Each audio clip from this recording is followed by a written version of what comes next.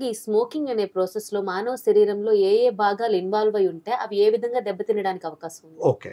For example మనం heart కూడా blood vessels ఉంటాయి కదా! ఇదే మెకానిజము హార్ట్‌కి సప్లై చేసే బ్లడ్ వెజల్స్ అంటే రక్తనాళాల్లో వచ్చిందనుకో, హార్ట్ కండరాలకి వెళ్ళేటువంటి రక్తం తగ్గిపోతుంది. అప్పుడు ఆ కండరాలకి రక్తం ఎప్పుడైతే దక్కిందో దాని వెంటనే హార్ట్ అటాక్, హార్ట్ స్ట్రోక్ అంటాం కదా! అవన్నీ వస్తాయి. అలాగే బ్రెయిన్‌కి సప్లై చేసేటువంటి బ్లడ్ వెజల్స్‌లో ఏదైనా ప్రాబ్లమ్స్ వచ్చినాయనుకో ఈ ప్రాసెస్ వల్ల, దానివల్ల కూడా ప్రాబ్లమ్ వస్తది.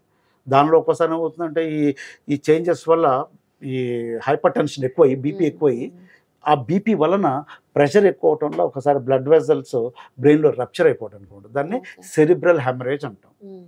లేదా ఒక్కోసారి ఈ వికృతి వల్ల బ్లడ్ క్లాట్స్ కూడా ఫామ్ అవ్వచ్చు. లేదా అక్కడ ఫామ్ అవ్వచ్చు, లేదా ఎక్కడైనా హార్ట్ దగ్గర ఫామ్ అయ్యి అక్కడికి వెళ్ళొచ్చు. అది సెరిబ్రల్ థ్రాంబోసిస్ అంటాం. అంటే బ్లడ్ గడ్డగట్టడం అంటాం. ఇట్లాంటి వికృతులు రావచ్చు. అలాగే కిడ్నీ కూడా బ్లడ్ సప్లై అవసరం. అదే కిడ్నీకి ఏ బ్లడ్ వెజల్స్ అయితే సప్లై చేస్తుందో ఆ బ్లడ్ వెజల్స్లో కనుక ఈ వికృతి వచ్చిందని అక్కడ బ్లడ్ సప్లై ప్రాపర్గా కిడ్నీకి జరగదు. దానివల్ల రీనల్ ఫెయిల్యూర్ రావచ్చు. అలాగే ఏ అవయవాలకైతే ఈ బ్లడ్ వెజల్స్ సప్లై చేస్తాయో అటువంటి సప్లై చేసే బ్లడ్ వెజల్స్లో కనుక ఈ వికృతి వస్తే ఆ ఆర్గన్స్ అన్నీ కూడా ఇన్వాల్వ్ అవడానికి అవకాశం ఉంది. అలాగే కాళ్ళల్లో ముఖ్యంగా ఎక్కువ చూసేది ఏంటంటే మనకు ఎక్కువ తెలిసింది కూడా కాళ్ళకు సంబంధించినటువంటి వికృతులు హార్ట్కి, బ్రెయిన్కి, ఇవే మనం ఎక్కువ చూస్తాం. ఇప్పుడు హార్ట్కి, బ్రెయిన్కి ఆల్రెడీ చెప్పాను. కాళ్ళలో ఏమవుతుందంటే ఇదే వికృతి కాళ్ళకు సంబంధించిన బ్లడ్ వెజల్లో వచ్చినాయి అనుకోండి, ఆఖరి పార్ట్ ఏముంటాయి కాళ్ళల్లో? టోస్, పాదము, టోస్. అక్కడ వరకు ఈ బ్లడ్ సప్లై వెళ్ళదు, ఎందుకంటే క్వాంటిటీ ఆగిపోతుంది ఇక్కడ. దానివల్ల ఏమవుతుందంటే ఆఖరి పార్ట్కి అంటే టోస్కి, బొటన్ వేలు కానీ చిన్న వేళ్ళు కానీ వాటికి ప్రాపర్గా బ్లడ్ సప్లై వెళ్ళట్లా, అంటే వాటికి ఆక్సిజన్ వెళ్ళట్లా, అంటే న్యూట్రియంట్స్ వెళ్ళట్లా. దానివల్ల ఏమవుతుందంటే అక్కడ ఉన్న కణజాలం ముందు ఫస్ట్ కొంచెం ఇన్షియల్గా ప్రాబ్లం వస్తుంది. దాని తర్వాత ట్రీట్మెంట్ ఇవ్వకపోతే డెత్ అవడానికి అవకాశం ఉంటుంది. దానిలో ప్రీ గ్యాంగ్రీనస్ ఇవన్నీ రావడానికి అవకాశం ఉంటుంది.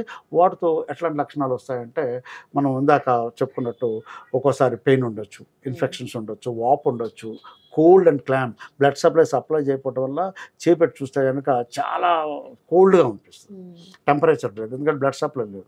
సో ఇట్లాంటివన్నీ కూడా వికృతులు కల్పించు. కాబట్టి వీటన్నిటిలో కూడా మనం ముఖ్యంగా ఏంటంటే కాళ్ళకు సంబంధించిన బ్లడ్ వెజల్స్ వస్తే పెరిఫరల్ ఆర్టీరియల్ డిసీజ్ అంటాం, పెరిఫరల్ ఆర్టీరియల్ డిసీజ్. వాటిలోనే గ్యాంగ్రీనస్, ప్రీ గ్యాంగ్రీనస్, ఇన్ఫెక్షన్స్ ఇవన్నీ వస్తాయి. అలాగే మన హార్ట్కి చూసుకున్నట్టయితే హార్ట్ స్ట్రోక్స్, బ్రెయిన్కి చూసుకున్నట్టయితే బ్రెయిన్ స్ట్రోక్స్. అలాగే ఇంకొక ఇంపార్టెంట్ ఆర్గాన్ స్మోకింగ్ వల్ల ఎఫెక్ట్ అయ్యేదంటే లంగ్స్. ఈ లంగ్స్లో శ్వాసనాళాలు కూడా ఎఫెక్ట్ అయ్యి స్మోకింగ్ వల్ల క్రానిక్ బ్రాంకైటిస్ అనేటువంటి చేంజెస్ రావచ్చు. దానివల్ల ఆయాసం, దగ్గు ఇవన్నీ ఉండొచ్చు.